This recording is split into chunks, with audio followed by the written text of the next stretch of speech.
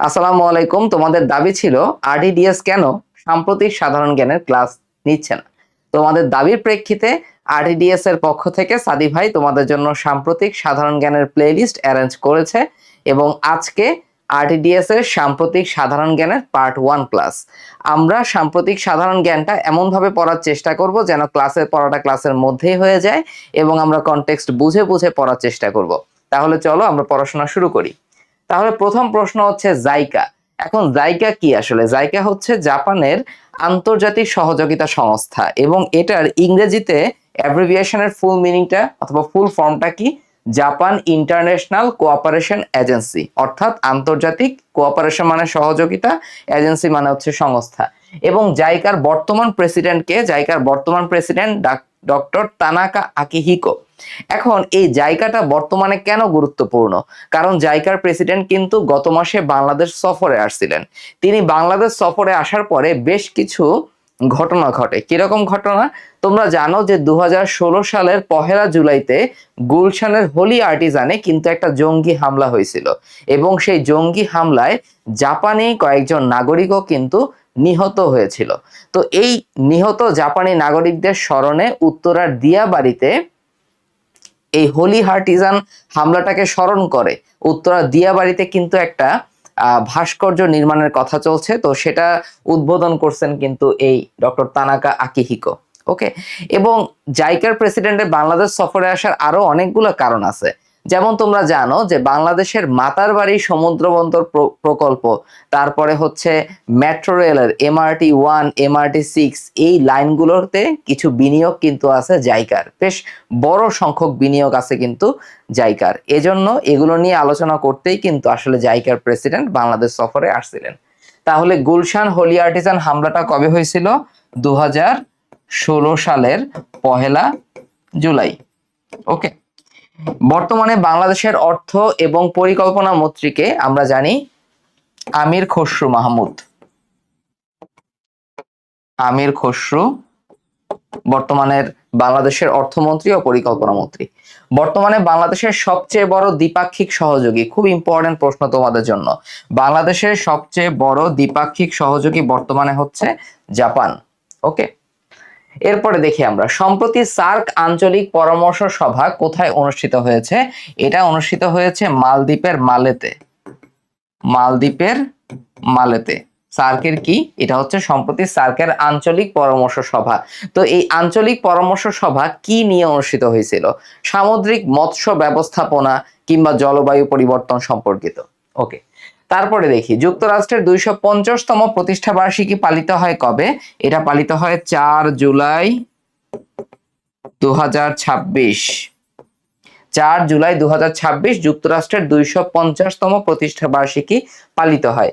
বিশ্বের সর্ববৃহৎ সামরিক এবং প্রতিরক্ষা সদর দপ্তর কোনটি? এখন কিছু কথা বলি। বিশ্বের আগে আমরা একটা এমসিকিউ সবসময় পড়তাম যে যুক্তরাষ্ট্রের সামরিক এবং প্রতিরক্ষা সদর দপ্তর কোনটি? উত্তর ছিল পেন্টাগন। যুক্তরাষ্ট্রের সামরিক এবং প্রতিরক্ষা সদর দপ্তর কোনটা ছিল? পেন্টাগন। তো বর্তমানে মিশর একটা কাজ করছে। মিশর কি করছে? বিশ্বের সবচেয়ে বড় সামরিক এবং প্রতিরক্ষা সদর দপ্তর বানাইছে এবং সেটার নাম দিছে কিন্তু দা অক্টাগন। ওকে। এবং এই দা অক্টাগন এটা উদ্বোধন কে করছে?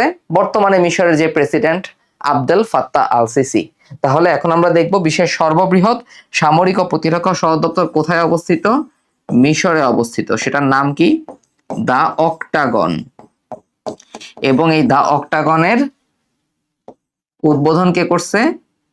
Abdel Fattah al Sisi.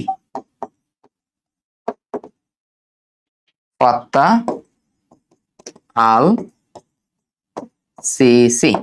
Okay. এরপরে আমরা দেখি দেশের প্রথম ভিএইচটি প্ল্যান্ট চালু হয় কোথায়? ভিএইচটি ট্রিটমেন্ট প্ল্যান্ট মানে এটা মানে কি? ভিএইচটি মানে হচ্ছে ভ্যাপর হিট ট্রিটমেন্ট প্ল্যান্ট। তাহলে এই প্ল্যান্টের কাজ কি? বাংলাদেশে যে সকল ফল উৎপাদিত হয় সেই সব ফল কিন্তু খুব বেশি পরিমাণে বাইরের দেশে রপ্তানি হতে পারে না। তো এদের মধ্যে একটা ফল হচ্ছে আম। এখন এই ভ্যাপর হিট ট্রিটমেন্টে ট্রিটমেন্ট প্ল্যান্টে কি করা হবে, এই আমকে নির্দিষ্ট তাপমাত্রা এবং নির্দিষ্ট আর্দ্রতায় উত্তপ্ত করা হবে, যার কারণে এই আমের গুণগত মান অক্ষুণ্ণ থাকবে, কিন্তু তার মধ্যে যদি কোনো রোগ জীবাণু কিংবা অন্য কোনো পোকামাকড় থাকে সেটা কিন্তু একদম দূরীভূত হয়ে যাবে। এখন আমাদের দেশ থেকে যদি আমরা আম বাইরের দেশে রপ্তানি করতে যাই তাহলে আমের গুণগত মান অক্ষুণ্ণ রাখতে হবে।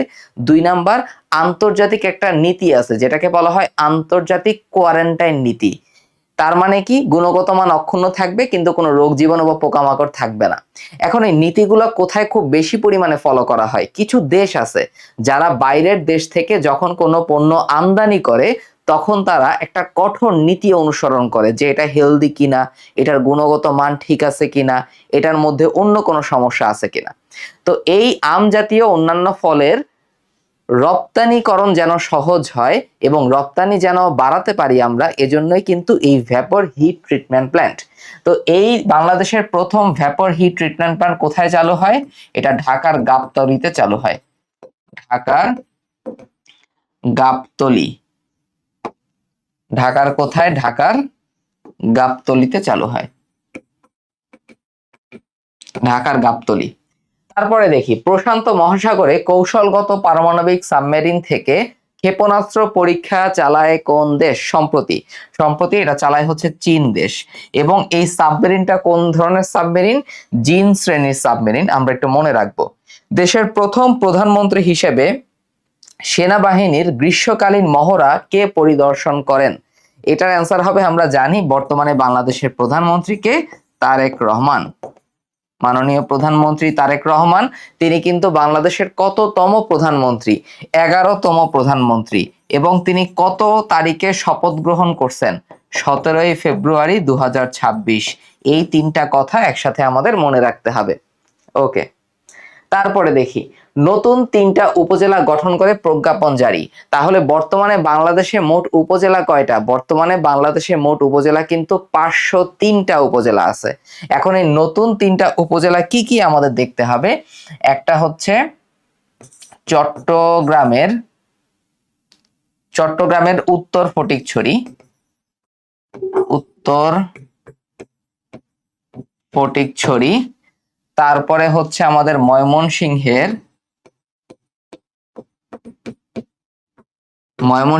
দক্ষিণ গফরগাঁও এবং কুমিল্লার বাংরা উপজেলা। এখন পরীক্ষায় যদি প্রশ্ন আসে যে 503তম উপজেলা কোনটা, তখন অ্যান্সার দিবা ময়মনসিংহের দক্ষিণ গফরগাঁও। মনে থাকবে? তাহলে নতুন 3টা উপজেলা কি কি আছে আমাদের? একটা হচ্ছে চিটাগাংয়ের উত্তর ফটিকছড়ি, ময়মনসিংহের দক্ষিণ গফরগাঁও এবং কুমিল্লার বাংরা। এদের মধ্যে যদি বলে 503তম কোনটা, তখন অ্যান্সার হবে কিন্তু ময়মনসিংহের দক্ষিণ গফরগাঁও। রাশিয়ার উপর দেয়া নিষেধাজ্ঞা তুলে নেয় আন্তর্জাতিক অলিম্পিক কমিটি। এটা এভাবে প্রশ্ন আসতে পারে যে আন্তর্জাতিক অলিম্পিক কমিটি 3 বছর আগে কিন্তু রাশিয়ার উপর একটা নিষেধাজ্ঞা দিছিল যে সেখান থেকে কোনো প্রতিযোগী আন্তর্জাতিক অলিম্পিক গেমসে অংশগ্রহণ করতে পারবে না। তাহলে কোন দেশের উপর থেকে নিষেধাজ্ঞা সম্প্রতি তুলে নেওয়া হয়? রাশিয়ার থেকে। এভাবে প্রশ্নটা আসবে, তোমাদের ডেট জানার কোনো দরকার নাই। এরপরে আমরা দেখি, ন্যাটোর সর্বশেষ শীর্ষ সম্মেলন কোথায় হয়? মনে রাখতে হবে, ন্যাটোর সর্বশেষ শীর্ষ সম্মেলন হচ্ছে 36তম শীর্ষ সম্মেলন এবং এটা হয়েছে কোথায়? তুরস্কের রাজধানী আঙ্কারায়। তুরস্কের রাজধানী আঙ্কারায়। ওকে, এরপরে আমরা দেখি যে উপজেলা স্বাস্থ্য কমপ্লেক্স সম্পর্কে কিছু ব্যাপার আমাদের জানতে হবে। খেয়াল করি আমরা, বর্তমানে কিছু নীতি গ্রহণ করা হয়েছে। কিরকম নীতি? বর্তমানে যে উপজেলা স্বাস্থ্য কমপ্লেক্স, মনে রাখতে হবে বর্তমানে উপজেলা স্বাস্থ্য কমপ্লেক্স টোটাল কয়টা? 418টা। এখন এই 418টা উপজেলা স্বাস্থ্য কমপ্লেক্সের বর্তমানে বেড সংখ্যা হচ্ছে 50টা। তো সরকার কি ঘোষণা করছে? এই 418টা উপজেলা হেলথ কমপ্লেক্সের 50টা যে বিছানা বা বেড আছে সেটাকে 101 বেডে উন্নীত করা হবে। 101 বেডে উন্নীত করা হবে। ওকে, এবং আরেকটা জায়গায় বলা হয়েছে এরকম যে নতুন প্রস্তাবিত আরো 13টা উপজেলা হেলথ কমপ্লেক্স আছে। যেই 13টা উপজেলা হেলথ কমপ্লেক্স যখন নির্মাণ করা হবে তখন এই 101টা বেডই সেখানে সংযুক্ত করা হবে। ওকে, তাহলে উপজেলা হেলথ কমপ্লেক্সে সম্পর্কিত আমাদের নির্দেশনাগুলো হচ্ছে এটা আমরা একটু মনে রাখবো। এটা একটা গেল। এরপরে দেখি আমরা নতুন শিশু হাসপাতাল মানে কি। বর্তমানে বাংলাদেশে কিন্তু সরকার ঘোষণা দিছে যে আরো নতুন 5টা শিশু হাসপাতাল নির্মাণ করা হবে। এখন কোথায় কোথায় সেটা আমাদের জন্য ইম্পর্টেন্ট। তাহলে খেয়াল করি, প্রথমে আমরা মনে রাখবো হচ্ছে খুলনায়, খুলনা, বরিশাল, তারপর হচ্ছে রাজশাহী এবং রংপুর। এই 4টা হচ্ছে বিভাগীয় সদর। এই 4টা বিভাগীয় সদরে হবে একটা করে 4টা শিশু হাসপাতাল। আর আরেকটা হবে কোথায়? কুমিল্লা সদর জেলা হাসপাতাল। ঠিক আছে, তো এই 5টা জায়গায় নতুন করে 5টা নতুন শিশু হাসপাতাল নির্মাণ করা হবে, সেটার কথা এখানে বলা হয়েছে। আচ্ছা, এরপরে দেখি যুক্তরাষ্ট্রের আকাশ প্রতিরক্ষা ব্যবস্থার নাম কি? নাম হচ্ছে প্যাট্রিয়ট। প্যাট্রিয়ট। তো এই প্যাট্রিয়টটা আবার নতুন করে কেন আলোচনায় চলে আসছে? কারণ ইউক্রেনের মাটিতে ইউক্রেনের সাথে যুক্তরাষ্ট্রের একটা প্রতিরক্ষা চুক্তি হয়েছে এই যুক্তরাষ্ট্রের আকাশ প্রতিরক্ষা ব্যবস্থা সম্পর্কে। ওকে, এজন্য। এরপরে আসি জাতীয় বৃক্ষরোপণ অভিযান ও বৃক্ষ মেলা 2026, এটা কবে উদ্বোধন করা হয়? এটা মনে রাখবা কিভাবে? দেখো, বৃক্ষরোপণ তাহলে কি আছে না, তাহলে মনে রাখবা 9 জুলাই 2026 সালে জাতীয় বৃক্ষরোপণ অভিযান ও বৃক্ষ মেলা উদ্বোধন করা। এরপরে আমরা দেখি আধুনিক কাতারের স্থপতিকে। আধুনিক কাতারের স্থপতি হচ্ছেন Sheikh Hamad bin Khalifa al Thani. Sheikh Hamad bin Khalifa al Thani. Okay, তিনি হচ্ছেন আধুনিক কাতারের স্থপতি Sheikh Hamad bin Khalifa al Thani. এবার আসো ওয়াইকো। এখন ওয়াইকো সম্পর্কে আমাদের কি জানতে হবে? ওয়াইকোর ফুল মিনিংটা আগে আমরা জানি, তাহলে আমাদের বুঝতে সুবিধা হবে। ওয়াইকোর ফুল মিনিং হচ্ছে ওয়ার্ল্ড আর্টিফিশিয়াল ইন্টেলিজেন্স কোঅপারেশন, সংক্ষেপে লিখলাম অর্গানাইজেশন। ওকে, তার মানে এই ওয়াইকো, এই যে সংস্থাটা আছে, এটা কিন্তু নতুন একটা সংস্থা। এই সংস্থা কাজ করবে কিন্তু আর্টিফিশিয়াল ইন্টেলিজেন্স নিয়ে। এখন কথা হচ্ছে কি কাজ করবে? ওয়াইকোর মেইন কাজ হবে কিন্তু আর্টিফিশিয়াল ইন্টেলিজেন্স নিয়ে আন্তঃসরকারি কাজ করা, অথবা এমন ভাবে আমরা বুঝতে পারি চায়না যে পরিমাণে আর্টিফিশিয়াল ইন্টেলিজেন্স ব্যবহার করে, বাংলাদেশ কিন্তু সেটা করে না। তাহলে চায়না এবং বাংলাদেশের মধ্যে কিন্তু একটা কি আছে? একটা গ্যাপ আছে। এই গ্যাপটাকে ফিল আপ করাই হচ্ছে এই ওয়াইকোর মূল উদ্দেশ্য। ওকে, তাহলে এই ওয়াইকো এটা নতুন একটা সংস্থা। এটা কাজ করবে কি নিয়ে? এটা কাজ করবে আর্টিফিশিয়াল ইন্টেলিজেন্স নিয়ে। এবং এটা কত তারিখে প্রতিষ্ঠা হয়? এটা হচ্ছে 16 জুলাই 2026 সালে প্রতিষ্ঠা হয়। এবং এই ওয়াইকো প্রতিষ্ঠার জন্য একটা সনদ আছে, সেই সনদে স্বাক্ষর করছে কয়টা দেশ? টোটাল 29টা দেশ স্বাক্ষর করছে। এই ওয়াইকো সদর দপ্তর কোথায়? সদর দপ্তর হচ্ছে চীনের সাংহাইতে।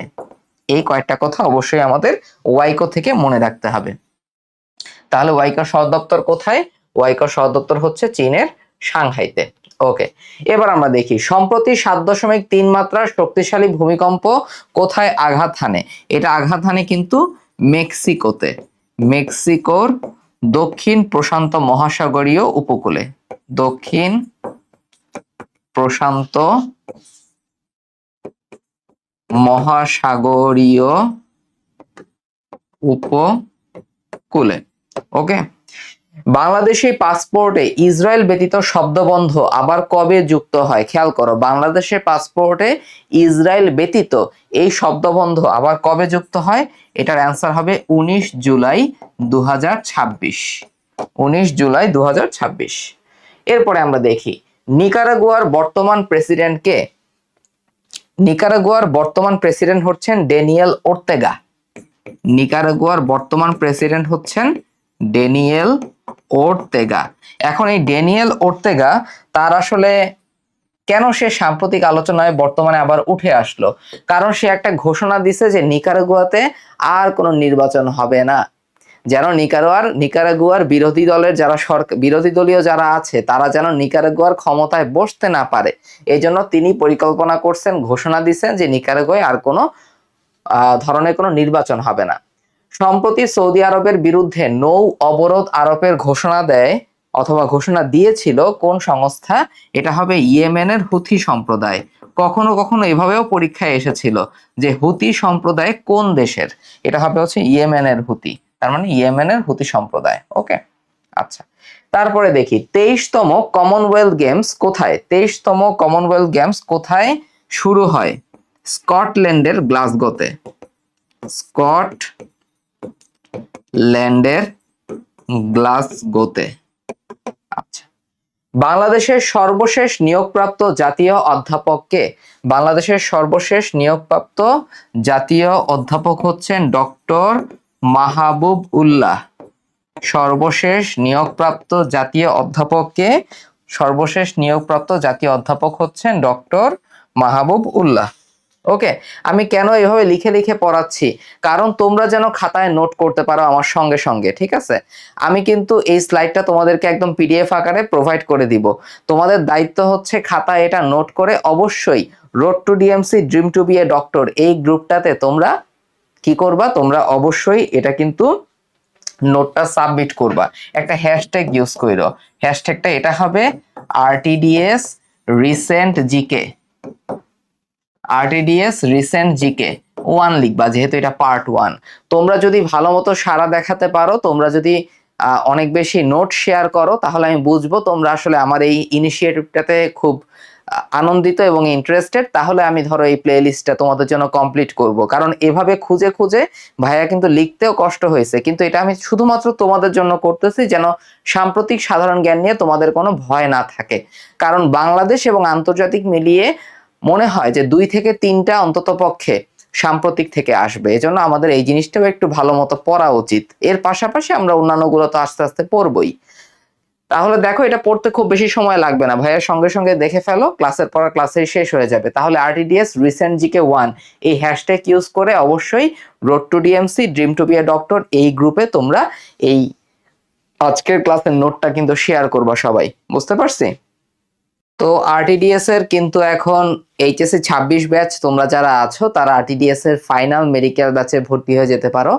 আমরা কিন্তু ফাইনাল মেডিকেল ব্যাচে তুমি যদি ভর্তি হয়ে যাও, তাহলে সামনে আমাদের যে সাধারণ জ্ঞান ইংরেজি জিকে ইংলিশ কোর্স আসবে, সামনে যে লাস্ট ফাইট রিভিশন ব্যাচ, কুখ্যাত এক্সাম ব্যাচ, যা কিছু আসবে সবকিছুতে তোমরা কিন্তু ফ্রি এনরোলমেন্ট পেয়ে যাবা। আর সেকেন্ড টাইমার যারা আছো তারা আমাদের নতুন second timer batch 6.2 S A join করতে পারো। ওকে, তাহলে সেকেন্ড টাইমারা জয়েন করবা 6.2 এস এ, এবং যারা এইচএসএ 26 আছো তারা জয়েন করবা আরটিডিএস ফাইনাল মেডিকেল ব্যাচে। মনে থাকবে? তাহলে এই ব্যাচ দুটিতে আমরা যে সাধারণ জ্ঞান ইংরেজির ক্লাস নেওয়াবো, সেখানে কিন্তু আমরা একদম নিজেদের আরটিডিএস এর সাধারণ জ্ঞান বই ধরে ধরে পড়াই। বাজারে গতানুগতিক বইয়ের তুলনায় এই বই দুটি কিন্তু খুবই পাতলা, কারণ মেডিকেলের জন্য আমরা মনে করি যে এই বই দুইটা মোর দেন এনাফ। এখানে তোমার যত থিওরি দরকার কিংবা যত প্র্যাকটিস দরকার সবকিছুই এই বই দুইটাতে কাভার করা হয়েছে। তো তুমি যদি আমাদের আরটিডিএস এর ফাইনাল মেডিকেল ব্যাচ অথবা সেকেন্ড টাইমারা যদি 6.2 এস ব্যাচে এনরোল হয়ে যাও, তারা কিন্তু আরটিডিএস এর যেই 16 সেট ম্যাটেরিয়ালস আছে, এই 16 সেট ম্যাটেরিয়ালস তোমরা কিন্তু ডিসকাউন্টেড প্রাইসে কালেক্ট করতে পারবে। এবং এই 16 সেট ম্যাটেরিয়ালস এর মধ্যে যে প্র্যাকটিস বইগুলো আছে সেগুলো হচ্ছে তোমার মেইন বই পড়ার পাশাপাশি জাস্ট তুমি আরটিডিএস এর বইগুলো রাখবা। তোমার এক্সট্রা ইনফো নিয়েও কোনো টেনশন থাকবে না, তোমার অনুশীলনী প্রশ্ন নিয়েও কোনো টেনশন থাকবে না। কারণ যত অনুশীলনী প্রশ্ন তোমার সলভ করা দরকার ব্যাখ্যা সহ এই বইগুলোতে দেয়া আছে। যত এক্সট্রা ইনফো তোমার দরকার চ্যাপ্টার ওয়াইজ আমাদের বইগুলোতে দেয়া আছে। অফলাইন মডেল টেস্ট বইও আছে। যাই হোক, তুমি যদি আরটিডিএস এর কোর্স সম্পর্কে অথবা আরটিডিএস এর ম্যাটেরিয়াল সম্পর্কে জানতে চাও, তাহলে আমি একটা হোয়াটসঅ্যাপ নাম্বার দিচ্ছি 01724925752। এই হোয়াটসঅ্যাপ নাম্বারে তুমি কন্ট্যাক্ট করতে পারো। আজকের ক্লাসটি তোমাদের কেমন লেগেছে অবশ্যই কমেন্ট সেকশনে জানাবা এবং নোট শেয়ার করবা। ভালো থাকো সবাই, আল্লাহ হাফেজ, আসসালামু আলাইকুম।